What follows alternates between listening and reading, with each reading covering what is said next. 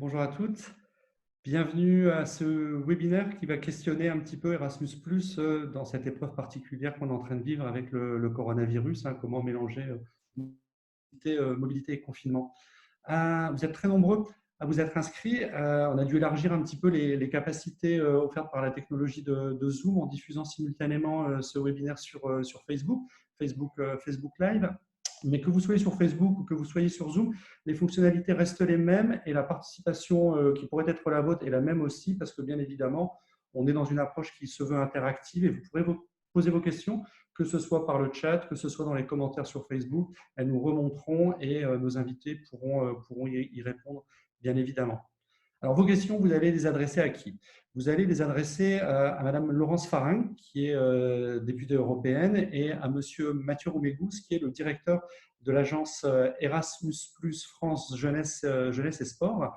Donc, on a un petit complément entre, d'un côté, un volet très technique, une partie du programme, et un volet plus politique qui est en train de travailler sur le futur du programme, le futur des programmes. On parle d'Erasmus, n'oublions pas aussi le corps européen de solidarité. Deux petits mots peut-être pour vous présenter, Madame Farin et Monsieur Roumégous, hein, pour que nos participants mettent un peu d'histoire sur vos noms et vos fonctions. Donc, Madame Farin, si je ne m'abuse, vous avez été élue au Parlement européen au mois de mai dernier, en 2019. Donc, vous êtes coordinatrice du groupe politique Renew Europe au sein de la commission Culture, Éducation, Jeunesse et Sport. Mais vous avez une vie avant le Parlement européen. Elle a commencé à Nîmes, dans le sud de la France. Et elle vous a ensuite amené, je ne sais pas trop où, mais dans des agences de conseil en stratégie de communication. Vous avez travaillé pour des organismes et des institutions publiques locaux. Avant votre élection au Parlement européen, vous étiez directrice de la communication de la ville de Pau. Vous avez aussi d'ailleurs été adjointe au maire entre 2014 et 2015, donc sous la mandature de François Bayrou. Vous êtes membre titulaire de la Commission de la culture, de l'éducation, de la jeunesse et des sports du Parlement européen. Vous êtes aussi suppléante de la Commission du développement régional et membre de la délégation du Parlement européen pour les relations avec l'Inde. Enfin, vous êtes responsable pour votre groupe politique des négociations pour le programme Erasmus 2021-2027 et en particulier auteur d'un rapport sur comment intégrer les programmes européens dans cette grande volonté qui existe aujourd'hui portée par le Pacte vert.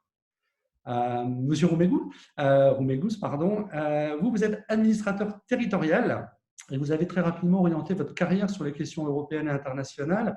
Vous avez été en charge de l'international au sein de la direction de l'économie de la région Poitou-Charentes, chef du service Europe au département de la Seine-Saint-Denis. Vous avez géré une enveloppe de subvention globale du Fonds social européen et vous avez aussi contribué à la création et à l'animation du Centre d'information Europe Direct de Seine-Saint-Denis. Donc, les centres d'information Europe Direct, vous connaissez un petit peu.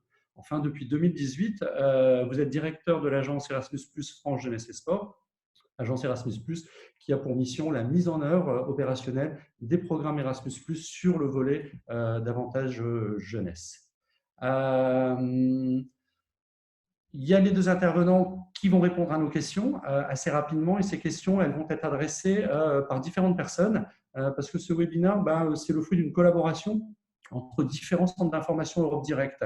Il y a celui de Pau que moi je représente, il y a aussi celui de Nîmes, celui de Roubaix, celui de Marseille, qui sont portés par des associations qui elles-mêmes sont expertes dans les activités de mobilité. Et donc c'est ça un petit peu la force des intervenants qui sont présents, c'est que non seulement on travaille sur l'information européenne, mais aussi on travaille sur la mobilité des personnes en Europe, sur le volet jeunesse comme sur le volet éducation. Avant de commencer, je voudrais quand même dire un petit mot et un remerciement particulier à Madame Farin, parce que je travaille depuis quelques temps en tant qu'Europe Direct avec différents députés européens. Et honnêtement, c'est vraiment un plaisir, votre disponibilité, l'écoute que vous avez montrée, la constance dans les échanges que vous avez eus avec nous depuis que vous êtes élu. Et voilà, je voulais le dire parce qu'on a toujours l'impression que Bruxelles, Parlement, Commission, c'est un peu loin. Ce n'est pas tout à fait le cas et on a eu l'occasion déjà d'avoir plusieurs échanges. Et je trouve ça très bien que vous puissiez avoir ces échanges avec d'autres personnes. Je remercie aussi franchement M. Roumégous qui tout de suite s'est montré intéressé par l'événement qu'on était en train de porter, qui tout de suite a souhaité le rejoindre, participer avec nous et donc il nous permet d'avoir cet équilibre intéressant, cette nature complémentaire du regard que vous allez porter sur les questions que nous allons avoir pendant cette petite heure qu'on va passer ensemble. Alors, je vais finir ce petit propos liminaire rapidement en remerciant quand même deux personnes qui sont un petit peu invisibles à l'écran, mais qui pourtant ont fait beaucoup. Lisa Paolini, du Bureau de liaison du Parlement européen en France, Bureau du Parlement européen qui met à disposition pour aujourd'hui, mais aussi avant et sans doute encore après, ces moyens techniques pour que ce type de webinaire puisse exister, ce type d'échange puisse se faire entre vous, les participants, entre nous, les citoyens, et aussi des représentants des institutions européennes et des élus. Enfin, je remercie ma collègue Martina, vous ne la voyez pas, mais c'est elle qui va faire remonter les différentes questions que vous avez collectées sur Facebook, collectées sur le chat, et nous les transmettre pour que nous puissions les adresser. Voilà un petit peu pour ce petit mot introductif. Petit mot introductif, mais important quand même, surtout quand on parle d'un programme comme Erasmus, qui est un programme qui n'est pas né hier. C'est un programme qui est né il y a plus de 30 ans déjà et qui est sans doute l'un des programmes qui est le plus connu à travers l'Europe, qui est identifié comme étant un vrai succès. Un vrai succès qui peut-être Jacques Delors n'avait pas à l'esprit quand en 1987 il a été lancé. C'était un petit programme, c'était quand même pas partir de rien du tout, mais c'était un petit programme. Et puis 30 années plus tard, on peut regarder quelques indicateurs et qu'est-ce qu'on voit? On voit qu'en 30 ans, il y a eu plus de 10 millions de bénéficiaires, c'est-à-dire 10 millions de personnes qui d'un pays ont pu aller vivre une mobilité d'apprentissage dans un autre pays européen. Donc vivre l'expérience de ce que c'est être européen, aller rencontrer l'altérité. Ce programme, il marche tellement bien. 2014, on lui a ajouté un plus. Erasmus est devenu Erasmus+, pour concerner non seulement les étudiants, mais aussi les élèves des écoles, des collèges, des lycées, les enseignants, les formateurs, les apprentis, les jeunes, les demandeurs d'emploi. La liste est relativement longue parce que c'est un programme qui est inclusif. Et je pense que le côté inclusif d'Erasmus+, participe sans doute de son succès. Alors, son succès se manifeste de plein de manières différentes. Je pense que tout le monde a entendu parler de ce million de bébés Erasmus. Alors, on sait que les chiffres et la méthode qui a été employée pour le calcul est soumise à caution. Mais bon, ça révèle quand même quelque chose. Ça révèle l'impact qu'a un programme sur des personnes, peut-être dans leur intimité individuellement, mais aussi sur une société. C'est-à-dire que davantage de personnes, allemandes, françaises, italiennes, tchèques, slovaques, lettonnes, se sont rencontrées et ont décidé de nouer un avenir commun. Peut-être que dans l'esprit des fondateurs de ce programme, il y avait un petit peu de cela, participer à la création d'une Europe.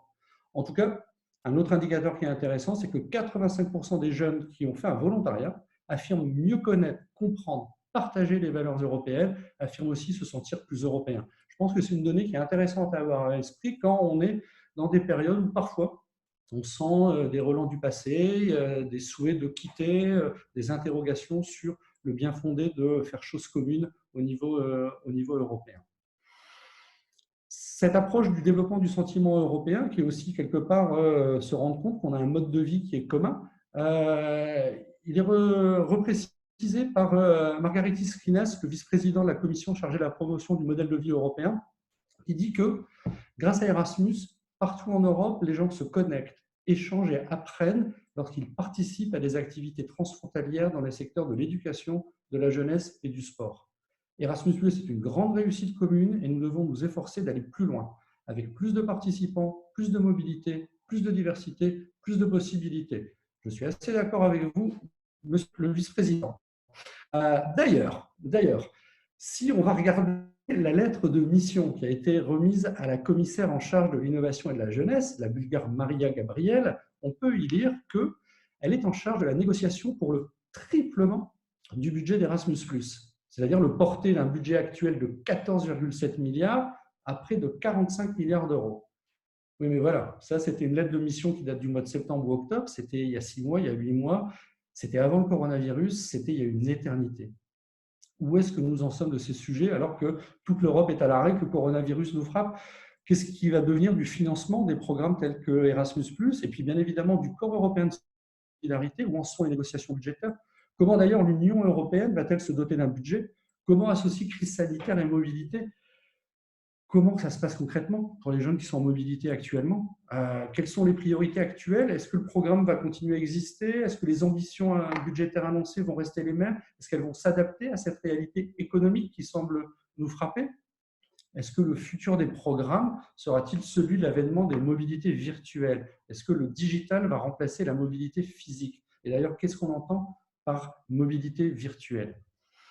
Voilà les questions que nous allons vous adresser. Voilà les questions que nous allons nous poser et que j'espère, Mathieu Roumégous et Laurence Farin, vous pourrez apporter des éclairages, sachant que, et on le sait tous, la situation actuelle ne permet pas de dire des vérités, mais permet de préciser un petit peu des axes.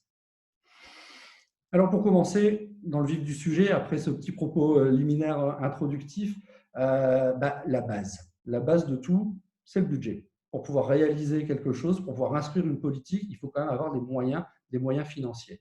Et alors là, Madame Farage, j'ai une petite question que je vous adresse, c'est qu'en est-il du travail autour du budget, non pas du programme Erasmus+ ou du Corps européen de solidarité, mais du budget de l'Union européenne? On voit sur la slide que le budget européen, actuellement, il correspond à 1% du PIB des États membres. C'est très, très peu d'argent, mais ça reste des sommes d'argent qui sont quand même colossales. On sait qu'on est en phase de négociation. Est-ce que vous pouvez nous dire un petit peu comment ça se passe? En fait, nous étions… Bonjour déjà, bonjour à tous. Merci pour cette invitation. Et comme vous le disiez, moi, je suis toujours très, très attentive à participer et à être à vos côtés parce que c'est le cœur du sujet et on a besoin de rester très concret dans tous ces programmes parce que c'est avant tout de la vie quotidienne aussi. Et voilà, donc merci pour cette invitation.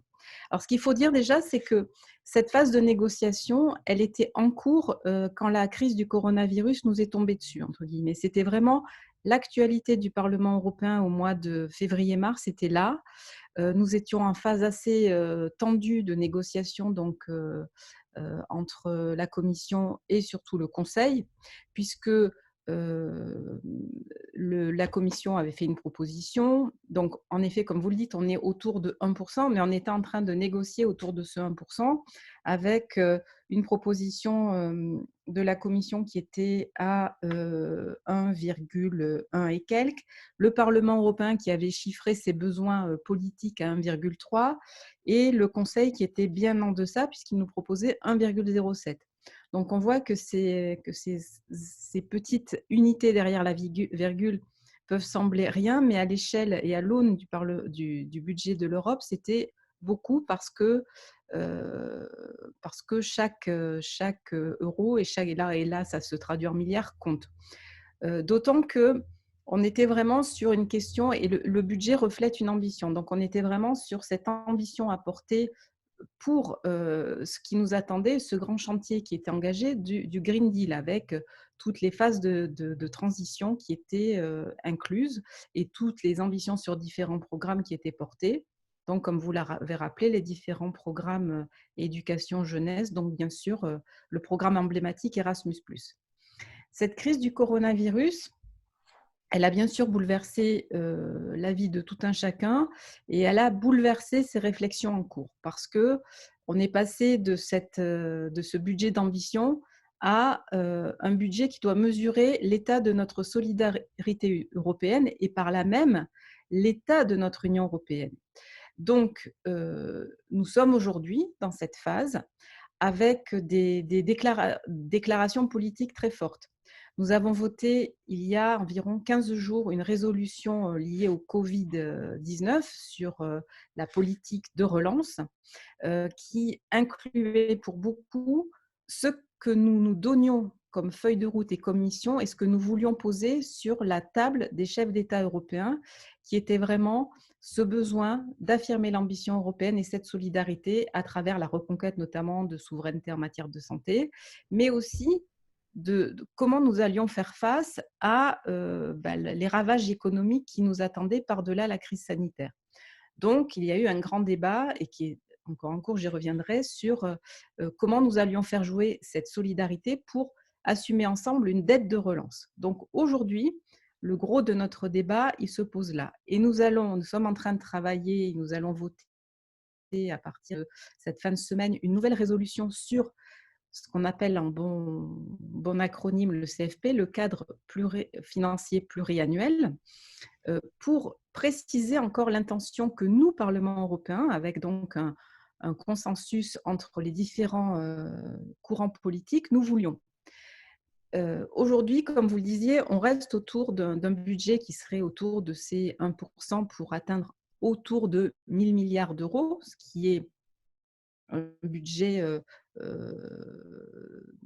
normale qu'on veut accroître le plus possible. Pour information, donc on était sur le précédent exercice à 960 milliards d'euros, donc sur la période 2014-2020, puisque nous avons des budgets sur 7 ans, donc à 28 États, là où aujourd'hui nous ne sommes plus que 27, mais bon, les PIB ont jusqu'alors cru. Donc on a cette question, et puis derrière, on se bat, et en tout cas on veut imposer à la Commission et surtout au Conseil un fonds de relance pour faire face à cette crise du coronavirus, un fonds de relance qui peut être fait de différents instruments financiers.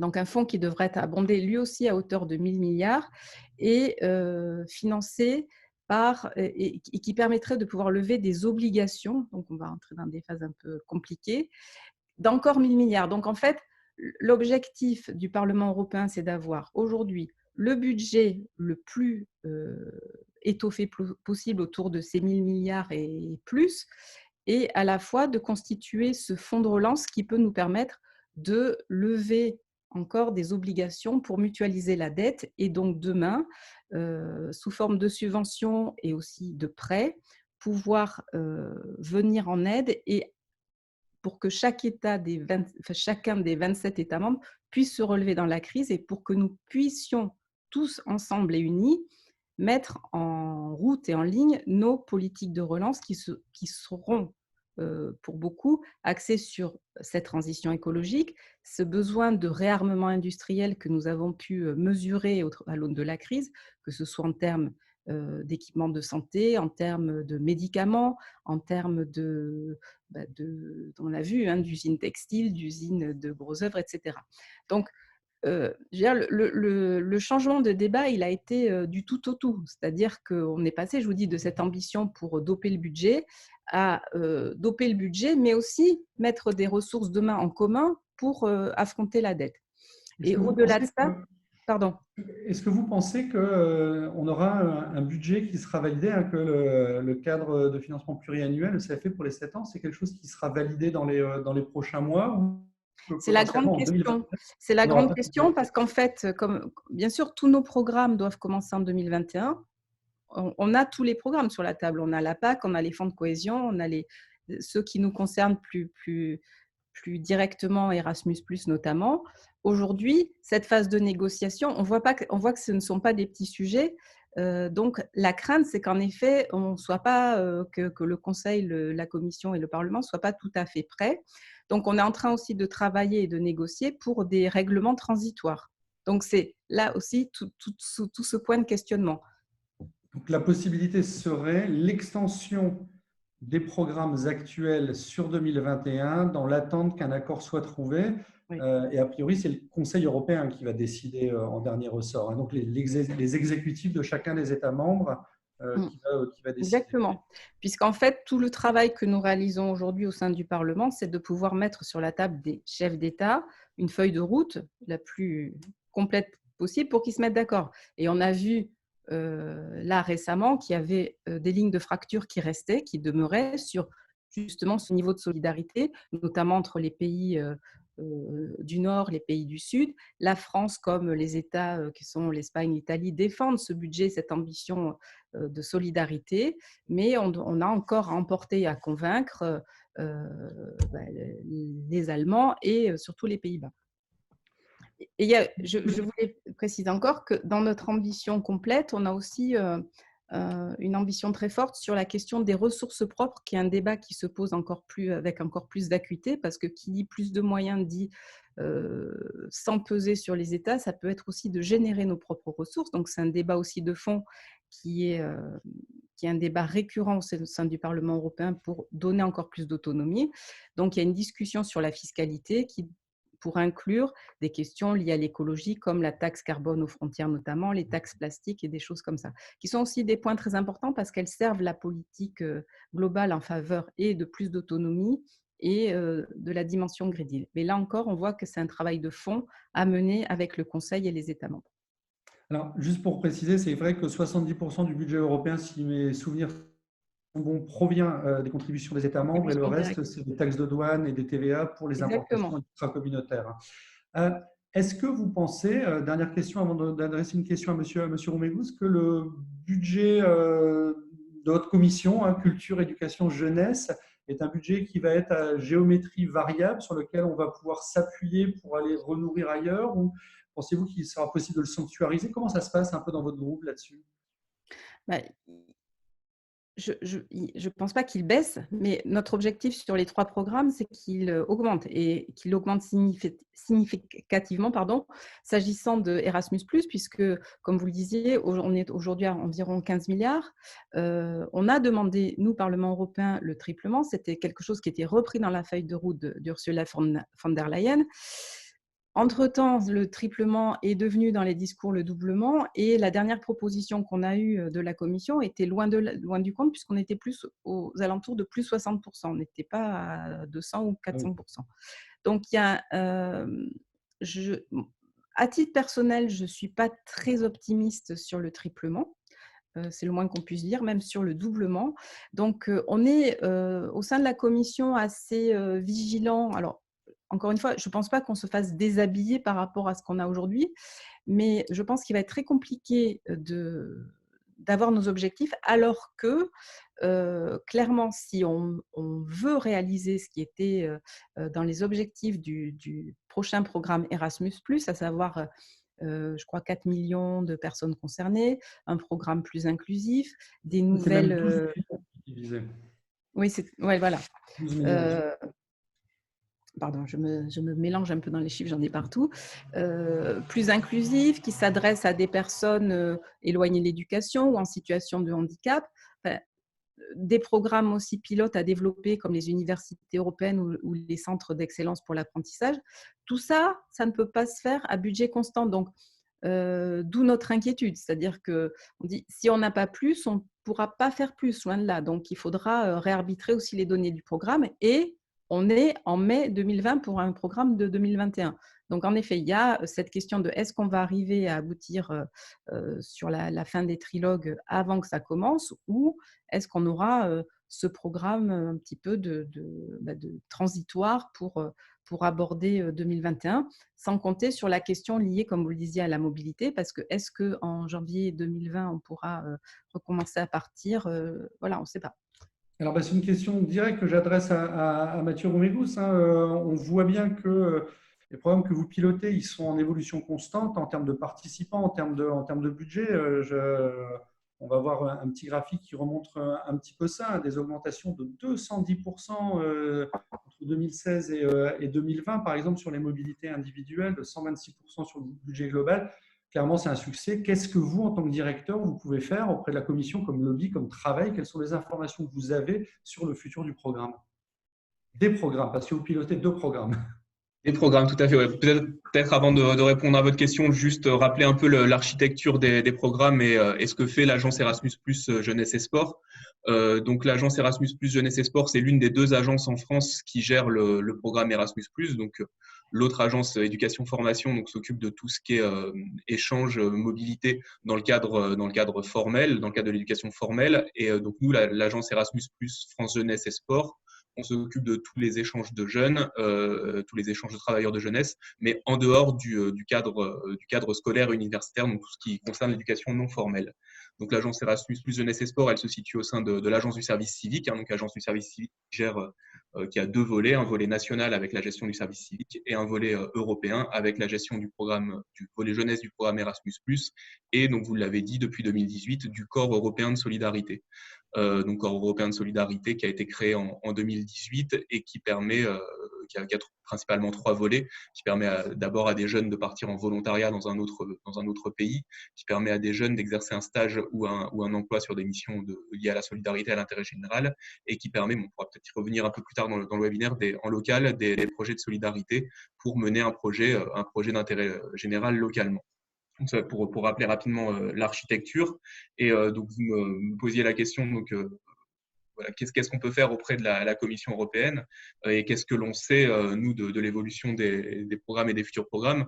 Moi, les informations que j'ai, ce sont les mêmes que celles qui viennent d'être données par par Madame la députée.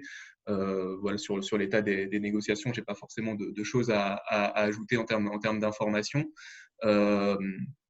Ce que je peux dire en tant qu'agence, et nous, ce que l'on fait remonter à la Commission européenne, c'est les différents succès que l'on peut voir sur ce programme, succès, sur les bénéfices que peuvent en tirer les jeunes qui participent au programme, à la fois au volet jeunesse du programme Erasmus+, et au corps européen de solidarité, faire remonter tous ces succès et tous les besoins qu'on peut avoir sur le territoire, et toutes les ambitions que peuvent avoir le programme sur les territoires. Et comme le rappelait Madame la députée, ces ambitions, ça peut pas forcément se réaliser à budget constant, et ça nécessite forcément des moyens supplémentaires pour pouvoir satisfaire les différentes organisations et les différents jeunes.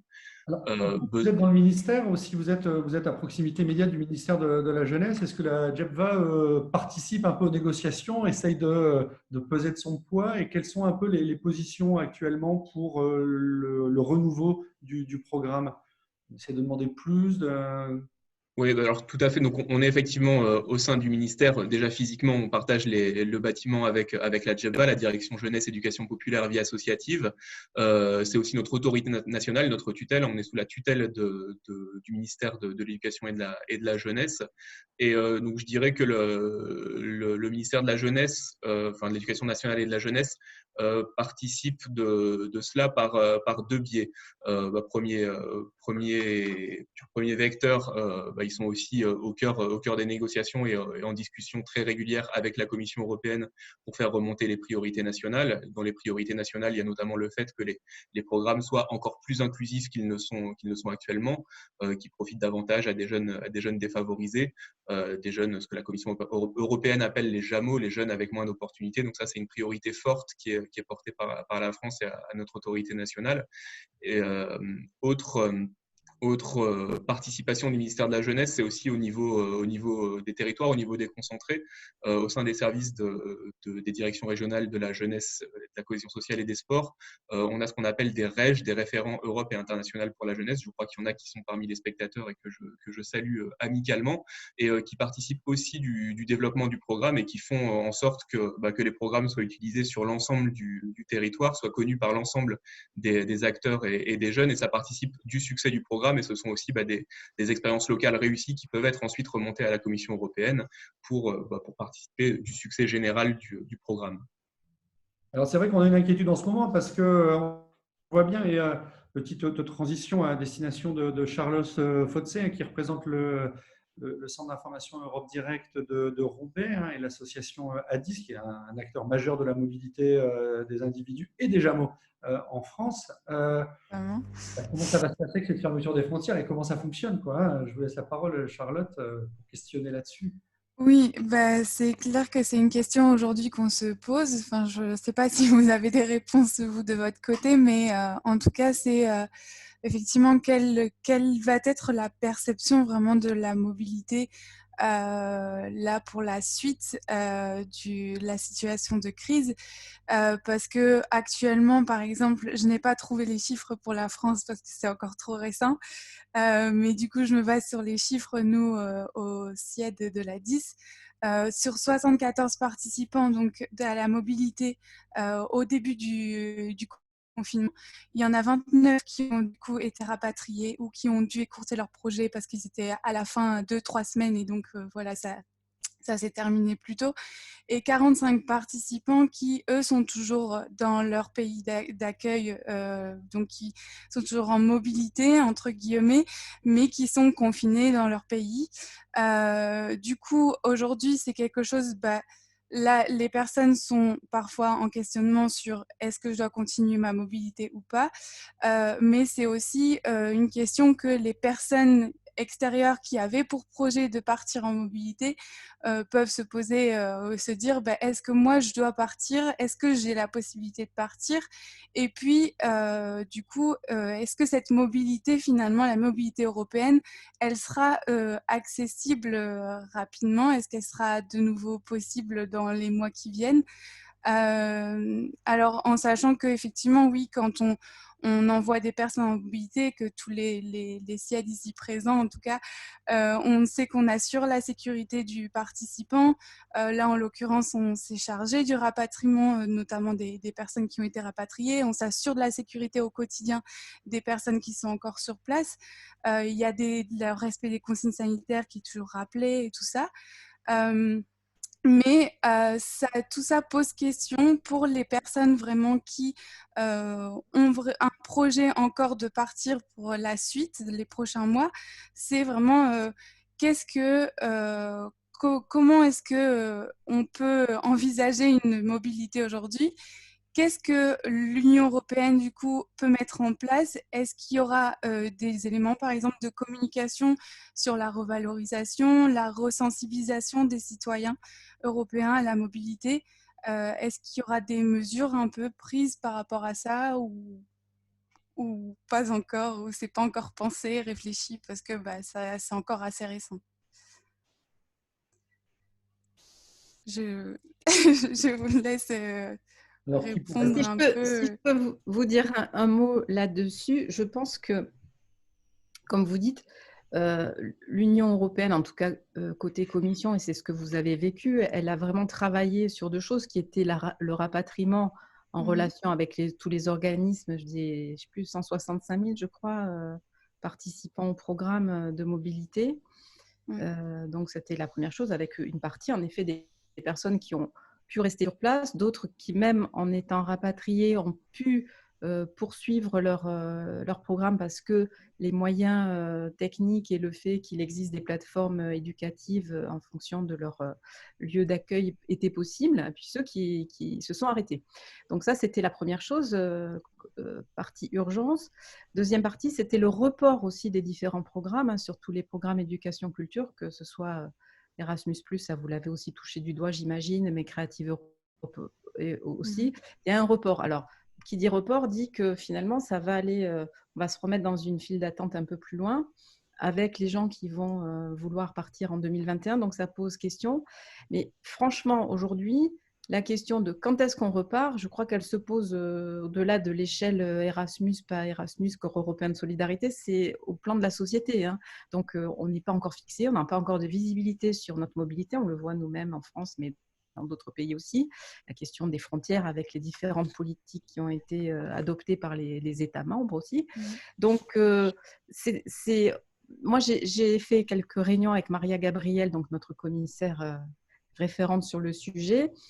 Il n'y a pas de réponse parce que c'est vraiment prématuré. On a la question aussi sanitaire, hein, traitement, vaccin et autres. Donc aujourd'hui, c'est vrai que très clairement, envisager une mobilité, c'est compliqué.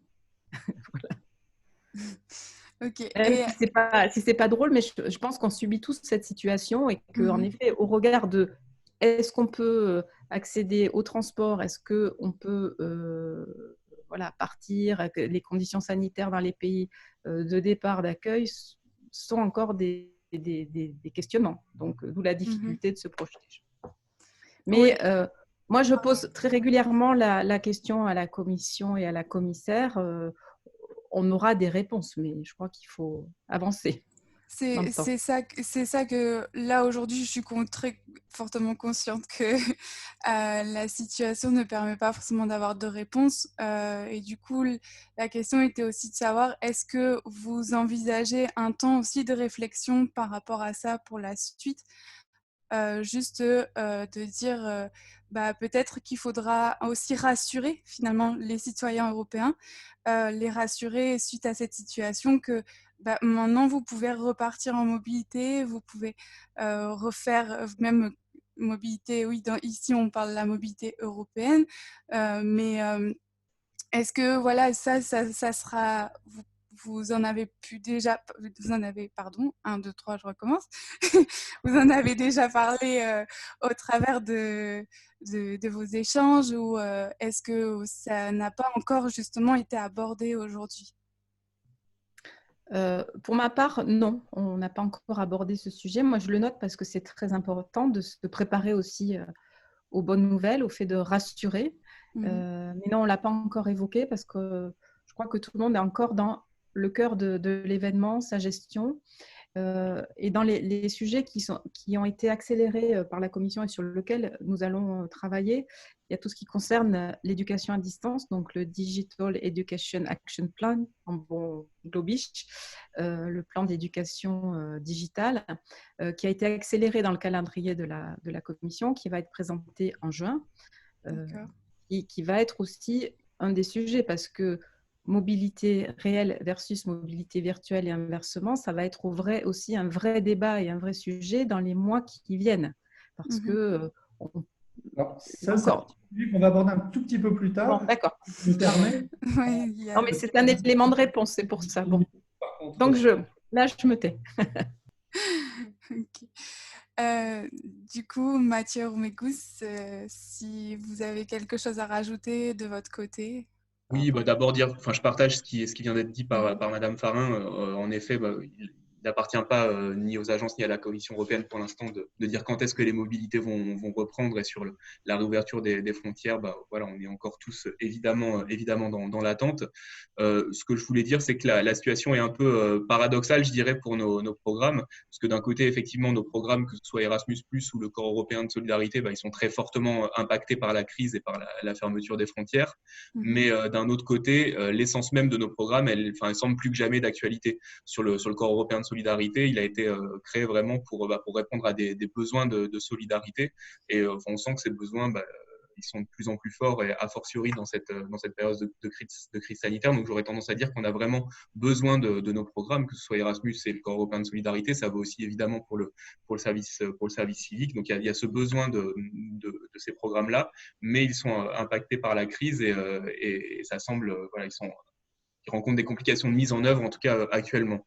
Et juste pour compléter ce qui a été dit précédemment, effectivement, donc la Commission européenne a mis en place un certain nombre de possibilités pour adapter ou répondre aux questions qui peuvent se poser actuellement. Voilà ce qui a été dit. Un certain nombre de projets ont dû être terminés plus tôt que prévu. D'autres sont suspendus et sont éventuellement en attente de reprise. Donc là, il y a beaucoup de possibilités de flexibilité qui ont été mises en place, avec notamment la possibilité de prolonger chacun des projets de 12 mois pour faire en sorte qu'ils puissent avoir lieu plus tard. Un certain nombre de coûts qui peuvent être pris en charge du fait des cas de force majeure que l'on rencontre actuellement. Donc là, ce qu'ont fait les associations, c'est vraiment se rapprocher évidemment de l'agence pour voir ce qui est possible et ce qui ne l'était pas. Et peut-être aussi, donc, en réponse à la question sur l'avenir, comment est-ce qu'on se projette à l'avenir, ce que l'on peut observer, en tout cas moi ce que j'ai observé récemment dans le tissu associatif français, c'est que les associations, les porteurs de projets n'ont pas perdu leur engouement pour la mobilité européenne et internationale, parce que comme vous le savez certainement, donc le programme Erasmus+ et le Corps européen de solidarité fonctionnent par appel à projet. Donc il y a trois dates d'appel à projet par an, et la dernière date donc était fixée au 7 mai, donc la semaine dernière. Donc les porteurs de projets avaient jusqu'au 7 mai pour répondre à l'appel à projet et présenter leurs projets, notamment projets de mobilité pour les mois à venir. Et on n'a pas observé de baisse par rapport aux années précédentes. On a même une hausse sur certains volets. Donc les porteurs de projets sont toujours là pour imaginer l'avenir et pour imaginer des projets de mobilité dans l'avenir. Donc c'est en tout cas des données, des tendances qui sont encourageantes et qui montrent on a vraiment besoin des programmes Erasmus+, Corps européen de solidarité pour envisager la suite. Alors, juste, je me permets, il y a une dernière question qui vient du public. Du coup, on pose la question si, du coup, il y aura une certaine souplesse de la part de l'agence suite au fait que, justement, il y a, voilà, des circonstances font que aujourd'hui, il y a des situations, la situation ne permet pas de réaliser les projets comme convenu, etc. Du coup, je n'ai pas le contexte, mais je suppose que c'est dans ce sens-là. Est-ce que du coup l'agence permettra une certaine souplesse à ce niveau-là, pas suite à la situation pour l'après-Covid et voilà. Oui, alors la réponse est oui. Enfin, après, dans la limite de ce qui est évidemment possible par les règles du programme, mais des possibilités de souplesse, on en a. On a, ce que je disais tout à l'heure, des possibilités de prolonger les projets. Donc, mais là, la règle et l'habitude à avoir, c'est s'il y a une évolution du projet par rapport à ce qui était prévu initialement, voilà, que les porteurs, les associations, les collectivités se mettent le plus rapidement possible en contact avec soit avec l'agence, soit avec le REG, donc référent Europe internationale sur le territoire. Mais en tout cas, il faut vraiment que l'agence soit informée des souhaits de modification des projets pour pouvoir, le cas échéant, faire un avenant. Alors, je ne vais pas rentrer trop dans le technique, mais voilà, que les chargés de mission au sein de l'agence qui suivent les différents projets, les différents porteurs, puissent vous dire ce qui est possible, ce qui n'est pas possible, et que le porteur puisse s'engager en toute connaissance de cause. Alors, c'est vrai qu'il y a beaucoup de questions, Mathieu Romégous, là-dessus, hein, sur les éléments budgétaires. Concrètement, quoi, comment ça va se passer? Est-ce qu'on va devoir rendre l'argent? Si on ne peut pas organiser nos projets dans les délais, comment ça va se passer? Beaucoup d'inquiétudes de la part des participants à ce séminaire. Moi, j'ai une petite question complémentaire avant de continuer un petit peu dans notre débat, qui est qu'il y a un cadre actuel qui régit les programmes, qui doit arriver à son terme. Ces programmes, si ils ne sont pas suivis par un nouveau Erasmus+ 2021-2027 à l'entrée de 2020. Qu'est-ce qui va se passer? Est-ce que ça va être une extension des projets pour les réaliser? Est-ce que les accréditations vont perdurer? Est-ce qu'on va pouvoir continuer à travailler sur une année de transition? Est-ce que vous avez des éléments de réponse là-dessus? Parce qu'on va avoir une période, a priori, pas claire. Sur une période transitoire d'1 an, du coup, c'est ça la question. Ouais, c'est ça. Ouais, alors, nous, les informations qu'on a de la Commission européenne et les informations qui sont transmises à la fois aux agences et aux autorités nationales, c'est qu'on reste dans l'objectif d'avoir un nouveau programme qui démarre en 2021. Donc, c'est vraiment là-dessus qu'on travaille et l'objectif qu'on privilégie. Après, donc si toutefois on n'arrivait pas à cet objectif, j'ose imaginer que les institutions européennes prévoiront des dispositions transitoires. Mais enfin, pour l'instant, vraiment, on reste sur l'objectif d'un nouveau programme pour 2021-2027 pour être dans la continuité de ce que l'on fait maintenant. Vous êtes parfait, vous faites ma transition, Monsieur Romégous, parce que c'est une des interrogations qui va être portée par Mathieu Fortuné du Centre d'information Europe Direct de Provence, hein, l'association Eurocircle, sur les doublements, les triplements. On a eu des éléments de réponse un petit peu, mais aussi les contenus de ces programmes. Mathieu, je vous laisse la parole. Oui, bonjour à tous, bonjour Madame la députée, bonjour Monsieur Romégous. Effectivement, beaucoup de choses ont été évoquées en propos introductifs et puis ensuite dans le débat, mais pour parler un petit peu plus précisément du budget, bon, précisément avec les éléments qu'on a aujourd'hui, hein, sur bon, déjà le fait qu'on parlait d'un doublement ou d'un triplement des bénéficiaires pour le prochain budget Erasmus. On parlait aussi beaucoup d'après ce que j'ai vu, d'insertion sociale, d'insertion professionnelle, d'apprentissage, de stage, et donc plus de mobilité en dehors de tout ce qui est enseignement supérieur ou essentiellement enseignement supérieur. Est-ce que vis-à-vis de la crise du coronavirus, du Covid-19, est-ce que ces priorités risquent d'être modifiées ou tout simplement d'être annulées?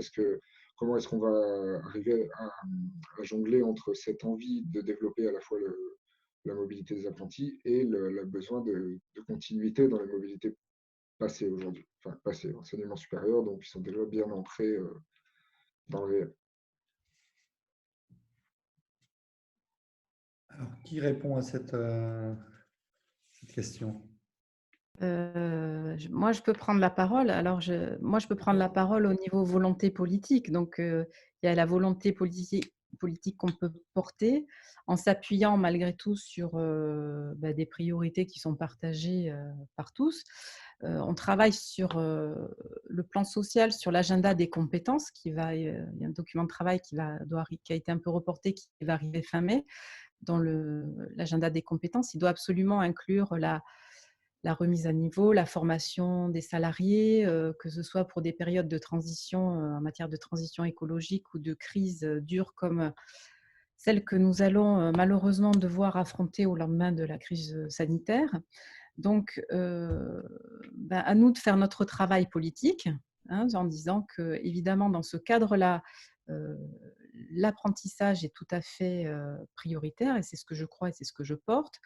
On sait qu'au sein du programme Erasmus+, le processus n'est pas tout à fait achevé puisque, en effet, la part de l'apprentissage doit fortement augmenter.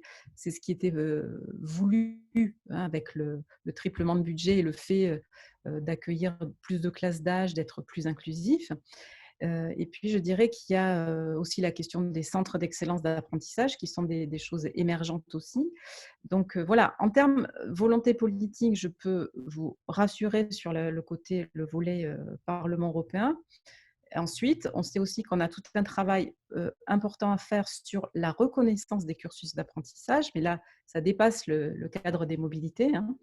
Il n'y a pas eu le Bologne de l'apprentissage et c'est toujours quelque chose qui manque. Moi, je suis en contact étroit avec Jean Arthuis, qui avait porté ça en son temps, et on continue à discuter ensemble. Donc, voilà, c'est quelque chose qui doit aussi être porté et défendu. Donc, je vous dis, volonté politique du côté du Parlement allié, en tout cas, moi, je l'incarnerai.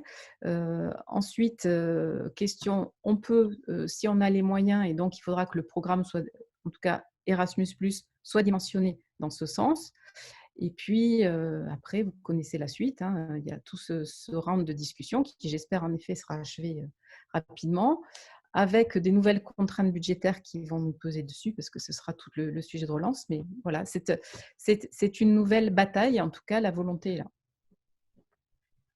Merci beaucoup. Peut-être sur le corps européen de solidarité, est-ce qu'il va continuer à compléter le programme Erasmus? Est-ce qu'on a déjà des éléments là-dessus? Est-ce que ça restera un programme Alors, dans les programmes, c'est un programme distinct, c'est ce qui est déjà très bien, parce que le fait qu'il ait sa vie propre est une reconnaissance. Comme le disait M. Roumégous, je pense que le corps européen de solidarité, il prend aujourd'hui, a fortiori, à l'aune de crise comme celle que nous vivons, tout son sens. Donc là encore, je n'ai pas entendu quelques remises en question, que ce soit, bien au contraire. Peut-être même qu'il devra être renforcé et surtout reprécisé, notamment sur ces dimensions de santé. Je crois que d'ailleurs, il y a certaines personnes qui étaient en mobilité qui se sont réorientées vers des actions de solidarité liées au coronavirus. Mais on voit que tout dispositif de solidarité, dès lors qu'on n'a pas il n'y a pas de vraies compétences et de vraie coordination sanitaire en Europe, c'est quelque chose qu'on appelle de nos voeux parce qu'on a vu que c'était indispensable. On voit aussi que le corps européen de solidarité peut être tout à fait un outil supplémentaire. Et donc, en ce sens, et là encore, je vous parle de mon point de vue, qui ne vaut pas le point de vue de la Commission, du Conseil, etc., est un élément à défendre absolument. Et de votre point de vue, M. Roumégous, là-dessus aussi, ouais, sur le corps européen? Sur le corps européen de solidarité, point de vue évidemment partagé. Hein, donc, il est bien prévu qu'il reste un programme distinct pour la période 2021-2027. Et je confirme ce que dit Madame Farin. Il est important que ce programme perdure, puisqu'il répond, il permet de répondre pleinement aux enjeux qui se posent actuellement. Et juste pour donner quelques précisions aussi sur ce qui vient d'être dit, effectivement, des volontaires en corps européen de solidarité actuellement ont pu soit réorienter leur projet, soit se rendre disponibles pour mener des actions de solidarité pleinement liées à la crise actuelle. Hein. Sans rentrer trop dans le détail, mais on a quelques volontaires, par exemple, qui se sont rendus disponibles pour apporter du soutien pédagogique à distance, par exemple. D'autres qui ont apporté leur soutien pour la confection de masques. Donc, beaucoup d'exemples et beaucoup de jeunes volontaires européens qui se sont rendus disponible pour répondre aux problématiques actuelles. Et sur le corps européen de solidarité aussi, pour indiquer en quoi il permet pleinement de répondre aux enjeux actuels, il y a le troisième volet du corps européen de solidarité que je citais en introduction, le volet projet de solidarité, qui permet en fait à des groupes de jeunes, des groupes formels ou informels de jeunes, de minimum 5 jeunes, de se regrouper, d'imaginer ensemble un projet d'intérêt général à l'échelle locale, et donc du coup de bénéficier de subventions européennes au titre du corps européen de solidarité pour cela. Et ça pleinement, on ne peut que penser que dans le cadre à la fois actuel, mais dans le cadre aussi dans l'après-crise sanitaire et dans la crise économique et sociale qui risque d'intervenir, ce besoin de solidarité, ce besoin d'action de solidarité sera plus que jamais nécessaire. Donc c'est encore une fois un autre exemple et un autre aspect du dispositif qui permet de dire qu'il faut absolument que ce dispositif perdure et que ses moyens augmentent dans les années à venir. J'ai une question récurrente sur les accréditations et labellisations, justement, hein, pour le Corps européen de solidarité pour 2021. Est-ce que vous avez des éléments de réponse à apporter? Là, ça tourne, c'est une question qui est redondante depuis D'accord. le début du Ouais. webinaire. Donc, pour préciser la question, pour éventuellement ceux qui ne sont pas forcément tous au fait de cela au sein des spectateurs. Donc, en fait, donc, KA1, ce sont les échanges de jeunes et la mobilité des travailleurs de jeunesse.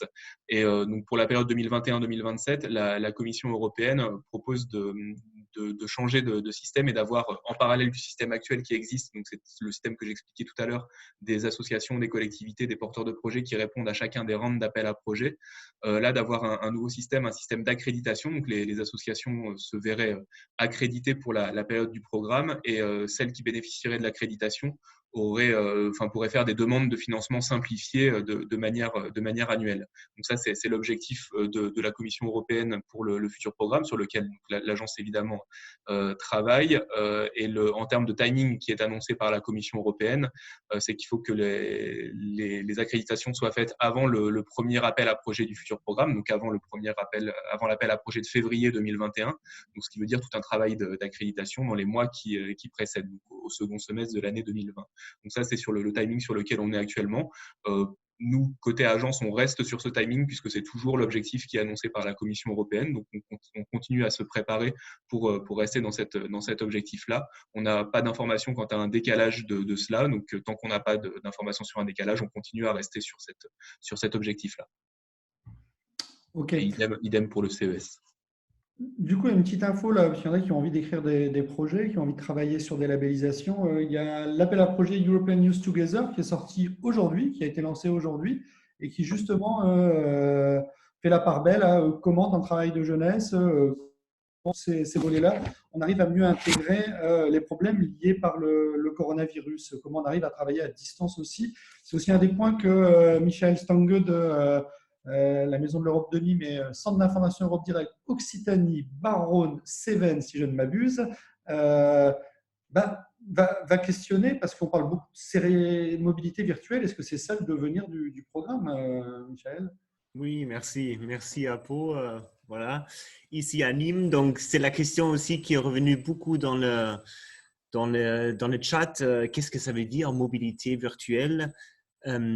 Donc, disons, pendant le confinement, on a assisté, nous tous, on a expérimenté des nouvelles formes de contact, de liens, etc. Donc, on a fait des réunions d'équipe en visio. Les maisons de l'Europe, les centres d'information Europe Direct ont organisé des fêtes de l'Europe via des Facebook Live samedi dernier pour quand même commémorer les 70 ans du plan Schuman. Voilà, il y a même certaines structures qui organisent maintenant des webinaires avec des députés européens, donc c'est très bien, mais on se découvre aussi des nouvelles compétences. D'abord, j'aurais une question peut-être un peu plus personnelle à la députée. Comment vous avez vécu justement ce confinement au niveau professionnel? Comment vous avez gardé le lien avec votre commission, avec les autres députés? Comment vous avez fonctionné? Ce que j'ai ressenti, c'est qu'il y a eu un besoin aigu de relations. Donc, je me demande si on n'a pas plus communiqué qu'en temps normal. C'est très curieux d'ailleurs parce que on a en fait mélangé toutes nos semaines de travail qui au Parlement européen sont distinctes entre groupes, commissions, etc. Donc, on a fait des semaines complètes sur tous les sujets. Le travail a continué vraiment de manière très intense parce que on s'est mis un peu dans la position de la tortue pour faire face à cette crise. Et je pense que chacun, là où il était, je ne parle pas que du Parlement et de mon rôle, avait besoin de se dire qu'est-ce qu'on peut faire là par rapport à ce qui nous tombe dessus, et qu'il y a une adaptation très rapide. Et je dois dire que moi, j'ai été même très surprise de la capacité d'adaptation du Parlement européen, qui est une énorme machine et qui n'est absolument pas faite pour le travail à distance, qui nous a permis dès fin mars de voter à distance. Vous voyez, donc j'ai senti qu'il y avait l'urgence de continuer et de réagir. Donc oui, je pense que comme beaucoup, moi je passe 3-4 heures par jour en visioconférence avec mes collègues, avec mes commissions, avec mes assistants, avec vous aujourd'hui. Donc voilà, je pense que le besoin de communication, il n'a jamais été aussi fort. Après, il est différent. dans la forme, c'est extrêmement différent. C'est parfois frustrant, c'est pas idéal, mais et puis on peut pas s'en satisfaire. Donc, je pense, enfin moi, il me tarde de revenir à une vie normale, mais ça a joué son rôle et je pense que ça fonctionne très bien. Mais Voilà justement, pour la première partie de ma réponse. aussi pour la suite, Madame la députée, vous avez vous avez des députés dans votre groupe parlementaire des 27 pays membres. Vous n'avez pas l'occasion de vous voir tout le temps. Est-ce que vous pensez justement que les moyens qui nous sont donnés via le numérique, qu'on teste actuellement beaucoup massivement, est-ce que ça va perdurer aussi? Je ne suis pas sûre. Je pense qu'ils doivent se justifier. Ils doivent se justifier. Alors, il y a plusieurs raisons qui se justifient, soit par l'obligation, comme celle que nous vivons aujourd'hui, soit par des prises de conscience autres qui peuvent être liées aussi au besoin de moins impacter la planète par nos déplacements. Mais c'est aussi, je pense qu'on a pu un peu mesurer l'utilité peut-être de nos réunions et de nos déplacements. Je sais que vous mettez tous en place et qu'on essaie d'être vertueux. Quelque chose comme le Parlement, ce n'était pas du tout dans sa culture. Est-ce que ça le deviendra? Moi, je ne suis pas sûre, hein, mais peut-être. Quand on est au Parlement, on est quand même en contact avec tout le monde. C'est ça qui est assez formidable. Ce que je voulais dire, c'est que je vais peut-être un peu griller une chose que je voulais dire avant, c'est que je vous regarde pour voir si je n'ai pas dit de bêtises, Monsieur Deck, je viens de travailler sur un rapport sur le greening, donc l'intégration de la dimension écologique durable dans les programmes éducation-culture du Parlement européen. Et que, en préambule de ce travail, j'ai justement travaillé à la question mobilité virtuelle versus mobilité réelle. J'ai travaillé avec le service d'études du Parlement, j'ai travaillé avec mes propres convictions aussi en disant il n'y a rien qui remplace la mobilité réelle parce que, notamment dans les programmes que vous menez, les programmes Erasmus+, il n'y a pas que l'éducation concrète, matérielle. Il y a aussi tout ce qui se passe au-delà, tout ce qui se passe en dehors, l'immersion dans un autre milieu, le contact avec d'autres cultures, avec d'autres façons de vivre qui sont là. Et on avait posé en préambule que rien ne remplaçait la mobilité réelle, mais que la mobilité virtuelle était un bon appui, notamment en préparation de certaines mobilités ou en suite de mobilité ou quand elles s'imposaient pour des raisons comme le handicap. Et puis là, voilà, on a été obligé de vivre ça, donc ça fait reconsidérer les choses. En tout cas, on se dit, ça peut marcher, mais pour autant, pour moi, la conclusion reste la même. Rien ne remplace la mobilité réelle. Très bien. On a vu aussi dans les chats plusieurs fois revenir à la même question. Que signifie mobilité virtuelle? J'aimerais me retourner aussi vers l'agence Erasmus, Mathieu, à Paris. D'abord aussi la question dans votre équipe, parce que là, nous avons beaucoup de professionnels qui nous suivent aujourd'hui. Comment l'agence Erasmus, justement, a continué à travailler pendant le confinement? Est-ce que là, les outils numériques vous étaient utiles? Alors oui, les outils numériques étaient effectivement très utiles. Donc l'agence a continué à être opérationnelle évidemment pendant le confinement et c'était plus que nécessaire pour pouvoir accompagner efficacement les porteurs de projets. Donc voilà, on a utilisé les outils numériques type visioconférence, audioconférence, voilà, de manière assez classique. Moi, ça m'a permis de manière à titre personnel de découvrir aussi de nouveaux outils, des outils que je ne connaissais pas et que je pense réutiliserai à l'issue de cette crise. Donc, l'agence a continué à être en contact avec ses partenaires, avec les porteurs de projets, mais aussi avec la Commission européenne et avec les autres agences nationales, parce que c'était aussi utile de voir comment est-ce que cela fonctionnait ailleurs et pouvoir, entre agences, en tout cas, se donner des conseils, échanger des bonnes pratiques. Donc, c'est quelque chose qui a pu continuer à être fait. Très bien. Allez-y. Ouais, non, je voulais juste peut-être pour rebondir aussi sur ce qu'a dit Madame Farin, donc sur la mobilité réelle et le fait qu'elle ne remplacera pas la mobilité, que la mobilité virtuelle ne remplacera pas la mobilité réelle. Voilà, moi je suis complètement d'accord avec cette idée-là et je pense que c'est aussi ce qui fait aussi l'ADN de notre projet. Je pense aux échanges de jeunes, Erasmus plus jeunesse et échanges de jeunes. Je pense que dans le programme que l'on met en œuvre, cet échange réel, il a vraiment besoin de se dérouler. Mais après, il peut y avoir la possibilité aussi de réfléchir à des temps de préparation davantage en utilisant les outils numériques, enfin, pour tout ce qui est préparation, suivi, évaluation, etc. Tout ça, enfin, voilà, réfléchir à davantage d'utilisation du numérique pour tout ça. Mais je pense que l'essence même de l'échange de jeunes et le fait qu'il y ait cette activité et avec cet échange réel, pour moi, c'est quelque chose qui me semble impératif et qui doit continuer à perdurer. Dans le programme actuel Erasmus+, il y a un volet qui s'appelle Virtual Exchange. Donc, l'échange virtuel, ça rejoint aussi la question mobilité virtuelle.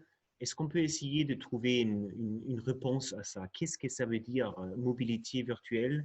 Est-ce que vous avez peut-être aussi des éléments à nous donner sur justement ce volet Virtual Exchange? Qu'est-ce que c'est?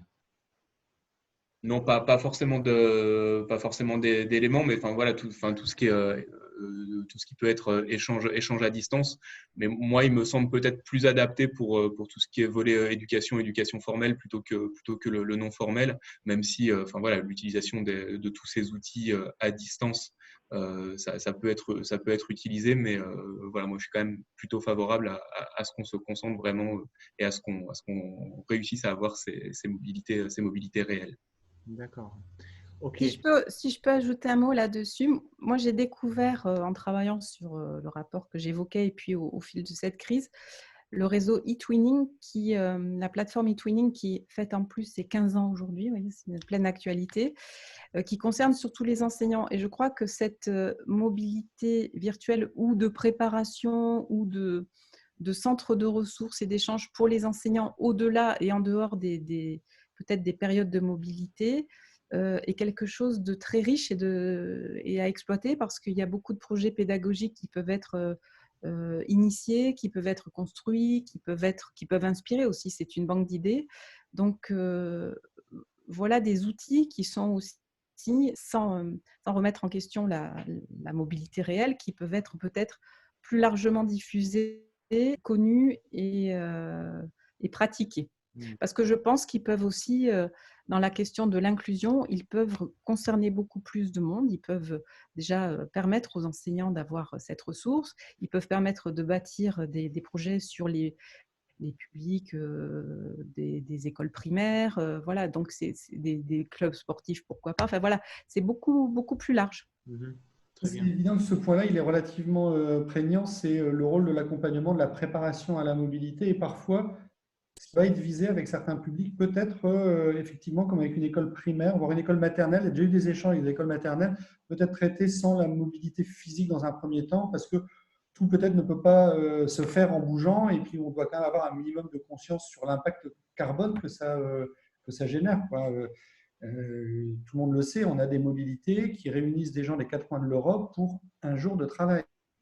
Je pense qu'il y a des pratiques qui nécessitent d'évoluer dans ce volet, que effectivement la question de la mobilité virtuelle à ce moment-là, elle prend toute sa place. Par contre, effectivement, et c'est redit pas mal dans les questions, le rôle essentiel de l'accompagnement, le rôle essentiel de la présence, de la rencontre, de l'échange, je pense que c'est l'esprit d'Erasmus. Je pense que Erasme aurait quand même fait son tour de l'Europe, même s'il avait vécu à l'époque d'Internet, quoi. Il ne serait pas resté dans ses Pays-Bas, il se serait promené, il serait allé voir d'autres pays, il aurait construit sa pensée philosophique. Ce qui en a fait quelqu'un qui nous montre un peu une voie, c'est parce qu'il a rencontré des gens, il a vécu des expériences. Donc, il y a un petit écueil aussi sur l'excès de la mobilité virtuelle qui nous enferme. Oui. Bon, Benoît, Mathieu, si vous permettez de rebondir, c'est un peu l'élément qu'on se posait comme question essentielle dans la préparation de ce webinaire. Justement, il y a deux éléments actuellement qui influencent la mobilité. Il y a d'abord cette priorité des priorités qui est le pacte vert, c'est-à-dire réduire mobilité, etc. Et puis, nous sommes en confinement. Il y a des États qui ferment actuellement les frontières. Et nous sommes en train, les maisons de l'Europe, les centres Europe Direct, de promouvoir, de continuer à vendre la mobilité européenne. C'est ça ce qui est compliqué actuellement. Donc, je ne sais pas comment vous, l'agence Erasmus, mais aussi au niveau du Parlement européen, quel message aurez-vous à nous faire passer auprès des citoyens ici? Ouais, effectivement, je suis d'accord, c'est un débat qui est compliqué et qui, voilà, qui est très large et qui pourrait se poser en dehors de périodes de crise sanitaire et de périodes de confinement, hein. Comme vous le dites, hein, c'est en termes d'impact carbone, c'est une question qu'il faut effectivement se poser. Mais il y a plusieurs aspects à prendre en compte. Effectivement, parfois, c'est possible d'avoir ces échanges virtuels ou ces échanges à distance, hein, dans ce que Mathieu Deck présentait, donc préparation, accompagnement à la mobilité. Mais on est sur un programme, et là je reprends une phrase qui a été dite et que je vois sur les questions des spectateurs, donc Corinne Lenain qui indique l'interculturalité, ça nécessite des échanges réels. Et ouais, on est des programmes qui visent à renforcer l'interculturalité, à faire connaître sa culture ou à découvrir la culture des autres. Et tout ça, ça peut évidemment être favorisé par des échanges réels. Donc en fait, c'est un juste milieu à trouver entre des moments où cet échange réel, cette mobilité réelle, elle est nécessaire, il faut qu'elle ait lieu, mais peut-être essayer de développer davantage d'un autre côté ces moments d'échange virtuels. Et enfin, si on sort des programmes et si on va sur le travail des agences et le travail en lien notamment avec les autres agences ou la Commission européenne, c'est peut-être des questions que l'on doit se poser aussi nous, en essayant de développer peut-être davantage ces échanges numériques, parce qu'on voit que ça peut fonctionner dans les échanges que l'on a actuellement, mais voilà, ça doit pas supprimer toute mobilité réelle et tout échange réel que l'on doit avoir avec nos homologues. Ouais, d'autant plus que là, on a un témoignage sur Facebook qui nous parvient et qui dit un peu ça, quoi, que autant les organismes ont très bien réussi à prendre le pli de la mobilité virtuelle, à rester en contact, à travailler, mais par contre, les jeunes, ils ne comprennent pas la plus-value, quoi, hein. C'est pas encore les jeunes qui travaillent avec eux n'ont pas encore compris la plus-value de la mobilité digitale et c'est peut-être pas exactement ce qu'ils recherchent. Alors peut-être ça correspond pour un type de travail, ça correspond pas pour tout. Ce que je vous propose, je peux juste répondre sur ce point.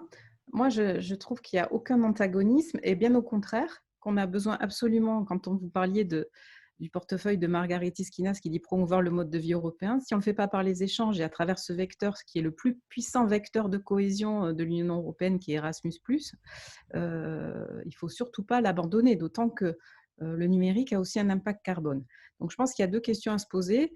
Il y a la question de la forme de la mobilité et du fond. Et sur ces deux actions, on peut agir en faveur de la mise en place du Green Deal.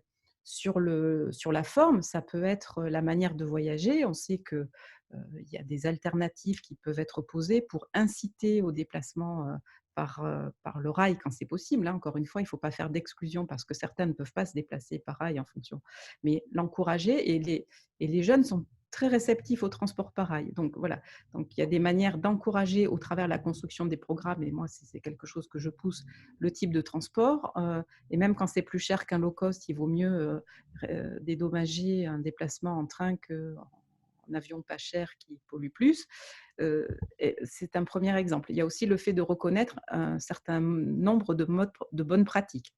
Donc ça, on peut travailler sur la forme des mobilités pour qu'elles soient plus vertueuses. Et puis, sur le fond et l'objectif des programmes, il y a Erasmus ou le Corps européen de solidarité ont beaucoup à apporter pour le progrès du Green Deal, parce que le Green Deal, là aussi, c'est une culture qui doit se former entre Européens sur les manières de vivre, d'avoir une relation à son environnement, dans sa vie quotidienne, à travers ses déplacements. Un jeune, quand il arrive en mobilité, il faut qu'il se demande comment il va se déplacer dans la ville, comment il va trier ses déchets, comment il va faire ses courses. C'est des questions qui se posent et qui sont vraiment des facteurs d'éducation pédagogique très importants. Et puis, il y a aussi les sujets sur lesquels ils vont porter. Je sais qu'il y a déjà beaucoup de projets qui portent sur l'aspect environnemental. Ils pourront être encore développés, encore encouragés. Et là aussi, c'est source de progrès. Et puis, on sait qu'on a besoin, on parlait des apprentis et des compétences, des questions qui vont se poser sur les formations partagées en termes de transport, transition écologique, chauffage et autres. Donc là encore, c'est un atout. Et là, on va retrouver presque les compagnons du devoir et les tours d'Europe des compagnons pour s'apporter des savoir-faire. Donc, surtout, ne culpabilisez pas de faire des programmes de mobilité, au contraire. On ne culpabilise pas parce qu'il y a aussi la plus-value, il y a toujours le ratio coût-efficience, hein, le cost efficiency qu'aime bien la Commission européenne. Il y a quand même aussi le besoin d'avoir ces activités d'éducation, d'accompagnement, de développement d'une citoyenneté. On s'inscrit pleinement dans les piliers de l'UNESCO. Un des 4 piliers est quand même le savoir-vivre ensemble. Donc, si on veut qu'il y ait un Green Deal à l'échelle de l'Union européenne, il faut d'abord qu'il y ait une Union européenne. Pour qu'il y ait une Union européenne, il faut quand même qu'il y ait des gens et que ces gens soient convaincus de l'Europe. Pour qu'ils le soient, il faut qu'ils aillent voir leurs voisins. Donc, convaincus, on l'est. Ça, c'est sûr. Monsieur Roumégous, une petite question parce qu'il y a pas mal de choses qui reviennent là-dessus et on va sans doute, on arrive sur la fin de notre heure d'émission. C'est, vous savez, en changement de programme, l'année dernière, il y a 7 ans, c'était comme si c'était l'année dernière, le programme jeunesse a failli passer à la trappe. Après, il a été question de faire passer à la trappe les structures qui faisaient la préparation au départ, parce que c'était plus nécessaire, etc. Où est-ce qu'on en est de ça? Est-ce que vous garantissez, vous travaillez pour que l'accompagnement, c'est un véritable travail qui est proposé, quelque chose qui sera toujours garanti, et ce faisant, permettra la participation des jeunes avec moins d'opportunités? Alors oui, clairement, hein, enfin, nous, enfin, on travaille là-dessus sur le fait que ça a failli passer à la trappe, comme vous dites en 2013. Je pense qu'on est dans une optique complètement différente aujourd'hui et voilà, dans les engagements que prend la Commission européenne, c'est que les augmentations fortes du budget qui sont proposées à annoncer, elles profitent vraiment à tous les secteurs du programme Erasmus+. Donc elles profitent autant au secteur jeunesse qu'au secteur éducation-formation. Donc, on est vraiment dans une période où je pense que tout le monde est convaincu de l'apport de ces programmes et du programme jeunesse. Et donc, moi, je dirais que le volet jeunesse du programme Erasmus+ est maintenant bien installé. Il a témoigné de son succès. Et voilà, pour moi, il n'y a pas de risque qu'il passe à la trappe pour la prochaine période de programmation. Et puis, je reviens sur une question qui avait quand même été posée aussi à plusieurs reprises et qui semble nécessiter aussi une réponse ou une piste d'action. C'est comment rassurer les jeunes et les parents. D'avoir ça à l'esprit que repartir en mobilité, ça va aussi être lever des freins psychologiques qui ont été posés sur les uns et les autres. On le voit, période de déconfinement, ceux qui veulent bien aller à l'école, pas aller à l'école, aller travailler, pas aller travailler. Bon, ben voilà quoi. Personne ne sait trop sur quel pied danser. Est-ce que travailler ça va faire augmenter le taux de morbidité. Voilà. Est-ce que bouger, ça va être un risque pour ma santé?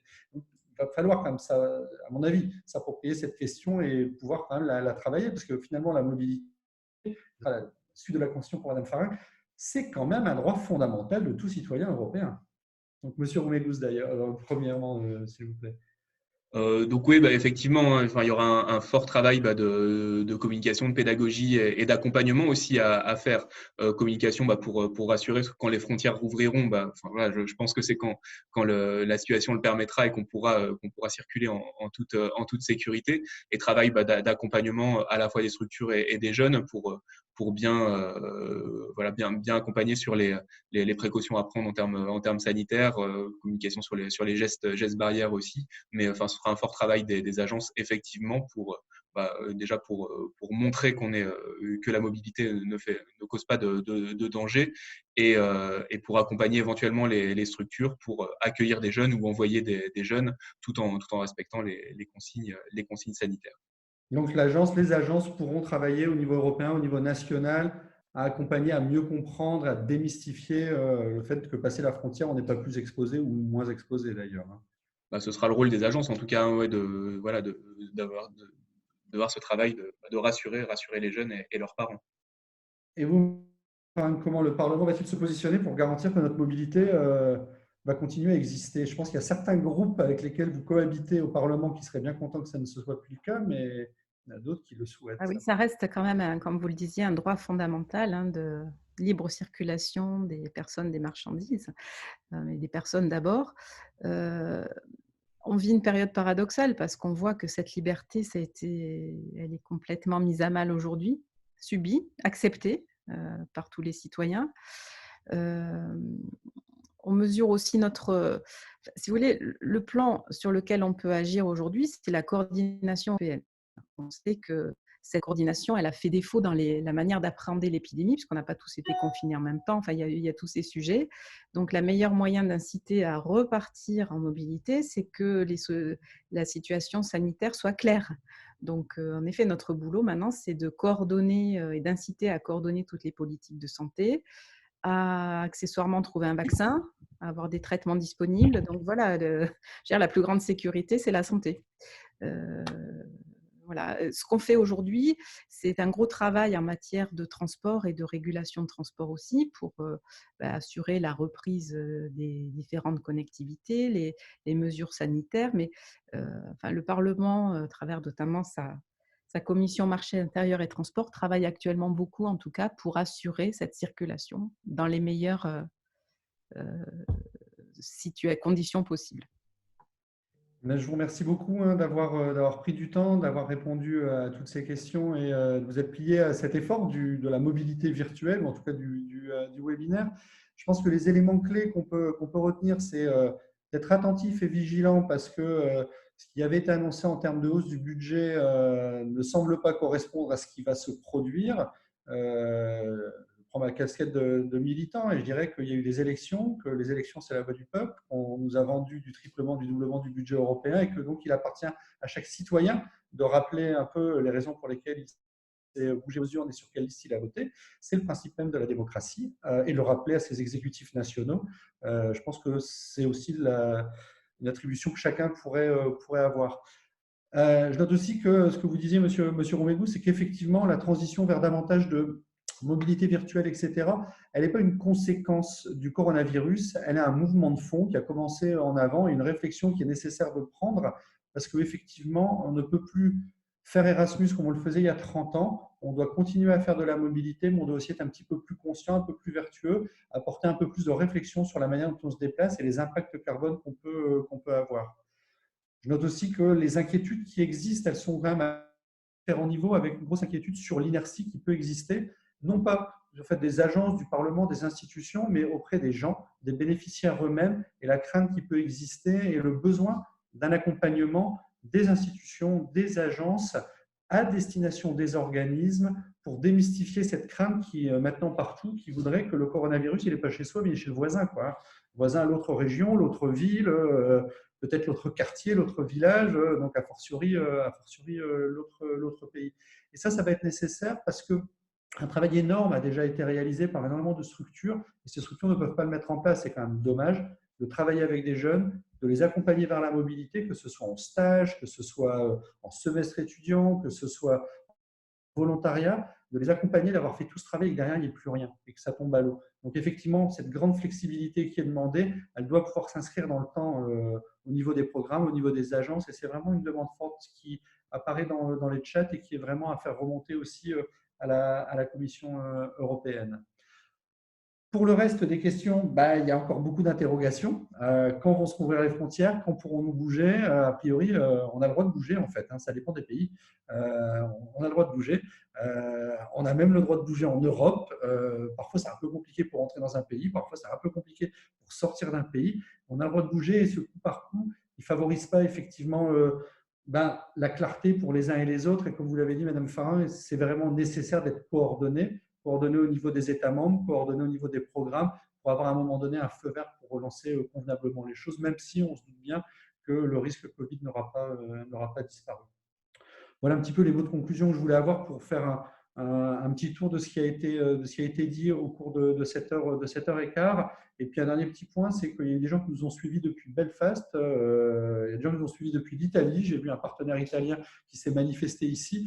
Donc je pense qu'on a eu un webinaire qui lui-même était une action de mobilité virtuelle parce que des participants d'autres pays européens étaient présents parmi nous. Merci beaucoup, Monsieur Romégou. Merci beaucoup, Madame Farin. Merci, Mathieu. Merci, Michael. Merci, Charlotte. Merci à tous. Et je vous souhaite une excellente fin de soirée. Et je vous rappelle que le podcast de ce webinaire sera disponible sur le site d'Europe Direct de Pau et des Pays de l'Adour et sans doute sur ceux de nos partenaires de cette action. Bonne soirée. Merci Merci bonne soirée. beaucoup. Bonsoir. Merci, au revoir. Au revoir. Au revoir.